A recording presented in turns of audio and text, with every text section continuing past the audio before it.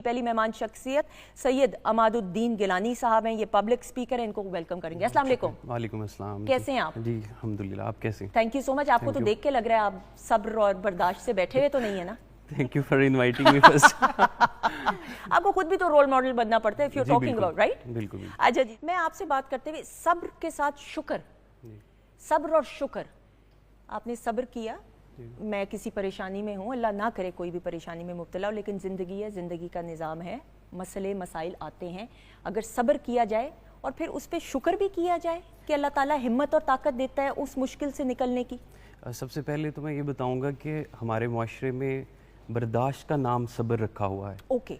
बर्दाश्त उस चीज़ को कहते हैं कि जो मामला आपके कोर्ट में है।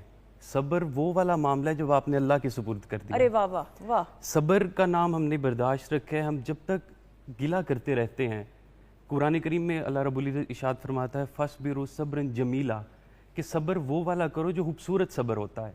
खूबसूरत सब्र वो होता है जिसमें आप गिला नहीं करते, आप शुक्र करते हैं। हज़रत वासिफ़ अली वासिफ़ का कौल है कि आप फरमाते हैं कि जिस जगह पर आम इंसान सब्र करता है, अल्लाह का बंदा वहाँ शुक्र करता है। वाह। कि आपके ऊपर जब कोई मुश्किल आती है, आपके ऊपर कोई परेशानी आती है, आपने गिला नहीं करना। हमेशा हमारा जो सब्र का फल हमेशा कहते हैं मीठा होता है। और फल लगने की जो प्रोसेस है आपको पता है, पहले बीज लगता है, फिर उसके ऊपर पानी दिया जाता है, फिर वो टाइम लेकर उसमें एक तनावर दरख्त बनता है। हमने सब्र का नाम ये रखा है कि आज हम सब्र करें, कल हमें फल मिल जाए। जबकि सब्र एक ऐसा फल है जिसके लिए आपको इंतज़ार करना पड़ता है। सब्र को खामोशी से और शुक्र के साथ करना पड़ता है। शुक्र के साथ। और शुक्र इसके लिए बहुत ज़रूरी है। आपने गिला नहीं करना, वरना आपका सब्र ज़ाया जाएगा। बिल्कुल, ये बड़ी खूबसूरत बात की। कहीं पे पेरेंटिंग, मैं खुद भी एक माँ हूँ अल्हम्दुलिल्लाह, बेटी मेरी इज टर्निंग 11 नाउ। मैंने इंसेंटिव्स उसके छोटे छोटे रखे हैं कि अगर वो ये गोल अचीव करेगी, पढ़ाई हो जाए, सोशल स्किल्स में, तो उसको महीने के आखिर में ये इंसेंटिव मिलेगा। उसको किताबें पढ़ने का शौक़ है अल्हम्दुलिल्लाह, या कोई स्पोर्ट्स की कोई चीज़ हो, इंसेंटिव से भी बच्चे की शख्सियत में वो फिर सब्र और शुक्र का, मैं इसको रिलेट करते हुए जी। सबसे पहले तो आपको ये देखना पड़ेगा पेरेंटिंग, अगर इंसेंटिव उसको मिल रहा है तो वो उसकी कहाँ तक बुनियाद रख सकता है। ठीक। क्योंकि कोई भी इंसेंटिव ऐसा नहीं होना चाहिए जो उसका अंदर कमज़ोर करे। अंदर कमज़ोर, वो सोशल मीडिया की इन्होंने बात की, उसमें भी यही है कि आप जो रील देख रहे हैं या जो आप स्क्रॉलिंग कर रहे हैं वो अनफिल्टर्ड है। उसके जो ऊपर कंटेंट आ रहा है वो फिल्टर्ड नहीं है। आपने सबसे पहले अपने बच्चे को उस विजन में लेकर आना है ताकि वो उस कंटेंट को लेकर, इंसेंटिव क्या है, आप अपने बच्चे को किताब देती हैं, उसका शौक़ पढ़ने का है, आप उससे रिलेटेड उसको चीज़ें प्रोवाइड करें। तो इसी तरह जब आप बच्चे को उसके मुताबिक चीज़ें प्रोवाइड करना शुरू कर देंगे तो उसका हर तरह जो सोसाइटी में चलने फिरने का ध्यान भी उसकी तरफ होगा, उसका लोगों में बैठने का ध्यान भी उसकी तरफ होगा, उसका लोगों से मिलने का तरीका भी वही होगा कि मैंने उन अशखास से मिलना है जो बुक पढ़ने वाले हैं, जो किताबी लोग हैं। बिल्कुल ठीक। ऐसी मिसालें होंगी। आई वॉन्ट कि कोई एग्जाम्पल्स आपने खुद विटनेस की हो जहाँ पे सब्र इंसान ना कर रहा हो, आपके कोई अपनों में से कोई हो, या कोई ऐसा कहीं कहीं आप गए हो, ज़रूर आप बताते हुए। जी वो तो हर जगह आपको देखने को मिलते हैं, स्पेशली आपके ख़ानदान के अंदर कुछ ऐसे लोग होते हैं जिनके साथ आपको सब्र करना पड़ता है। अभी वो मुझे देख रहे होंगे और वो फिर बाद में पूछेंगे। कौन है, नाम बता दें, लिख के बता दें। मैं आपको बाद में बताऊंगा। तो इस पर मुझे इकबाल का एक शेर याद आया कि उन्होंने फरमाया कि 3 चीज़ें अगर इंसान में हों तो वो इसमें सब्र भी सीख सकता है, मोहब्बत भी सीख सकता है, अदब भी सीखता है। आपने 3 चीज़ों की हिफाजत करनी है, अक्ल, दिल और निगाह। इसमें आपने कहा कि अक्ल व दिल व निगाह का मुर्शिद अव्वली है इश्क, इश्क ना हो तो शर्र दी बुत कदे तसव्वुरात। आपने कहा कि 3 चीज़ों की हिफाजत कर लो, अपने अक्ल की, अपने दिल की और अपनी निगाह की। अगर ये तीनों चीज़ें आपने हिफाजत कर ली तो आपकी ज़िंदगी खूबसूरत निकल जाएगी। आपको घर वालों के अंदर भी सब्र आ जाएगा, आप उनके अंदर भी रह सकते हैं, आप अपने दोस्तों के अंदर भी रह सकते हैं। एक्सपीरियंस में इसी तरह के लोग आ जाते हैं कि अगर किसी ने आपको किसी इवेंट पे बुलाया है तो वो आपको पहले वेट करवाते हैं, 20 मिनट बोलकर आपको 40 मिनट अगर बिठा रहे हैं तो आपने वहाँ पर सब्र करना है। तो इस तरह मिसाल आपको रिसेंट में यही दे सकता। बिल्कुल सही।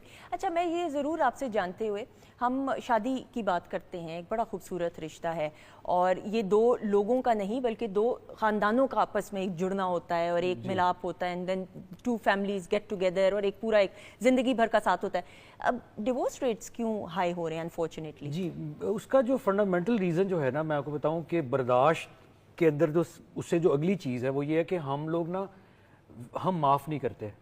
हमारे अंदर जो है माफ़ी वाला कोई ایلیمنٹ ہی نہیں ہے. مطلب ہمارے ہاں تو ماں جو ہے وہ بیٹے کو معاف کرنے کے لیے تیار نہیں ہے, بیٹا باپ کو معاف کرنے کے لیے تیار نہیں ہے. اتنی گرجز لوگوں نے ہولڈ کی ہوتی ہیں اپنے اندر, نیگیٹو ایموشنز ہولڈ کیے ہوتے ہیں, ہیٹرڈ کو, کرودھ کو ہولڈ کیا ہوتا ہے. تو اگر آپ دیکھیں نبی پاک صلی اللہ علیہ وسلم کی سیرت جو ہے ساری, اس میں ہر پوائنٹ پہ آپ کو معافی نظر آئے گی. ایون جب کہ وہ جو ہیں, اور دیٹ از دا اسٹریٹجک سننا.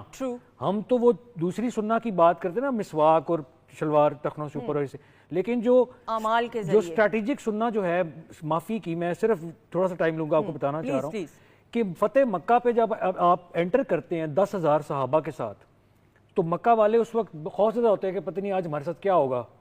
تو آپ صلی اللہ علیہ وسلم پوچھتے ہیں مکہ والوں سے کہ بتاؤ آج تمہارے ساتھ کیا سلوک کیا جائے. تو وہ کہتے ہیں کہ وہی سلوک جو یوسف علیہ السلام نے اپنے بھائیوں کے ساتھ کیا تھا.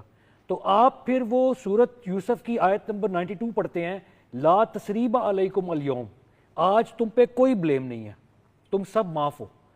تو دا پاور آف فارگیونیس از سو مچ کہ پھر آیت پوری صورت اترتی ہے, لاسٹ صورت, اس کے بعد کوئی صورت نہیں اتری, کہ اذا جاء نصر اللہ والفتح ورأیت الناس یدخلون فی دین اللہ فوجا, کہ پورے فوج کے فوج لوگ داخل ہو رہے ہیں دین میں. It is the power of forgiveness, not the power of revenge. صحیح. اور ہمارے ہاں جو ریونج کلچر ہے کہ ہم نے بس ایک دوسرے کو ایگو کلیشز جو ہیں, انا کی جنگ, انا کی جنگ, اور صبر نہیں ہے ہمارے, صبر نہیں ہے.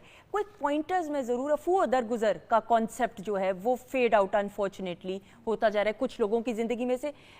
ٹاپک یہ ایسا ہے کہ مجھے ایسا لگتا ہے اس پہ اور بات ضرور کرنی چاہیے, لیکن چونکہ وقت کا تقاضا ایسا ہے, میں کوئک پوائنٹرز کہ کوئک پوائنٹرز کیسے ہو سکتے ہیں کہ پیشنس بھی آ سکے ہم میں, ٹالرنس بھی آ سکے, اور ہم اپنے بچوں اور ینگسٹرز ہر ایج گروپ میں اس کو کر سکیں انکلکیٹ زندگی میں. اگر صبر کی بات ہو رہی ہے تو یہ مناسب نہیں ہوگا کہ میں اس چیز کا ذکر نہ کروں.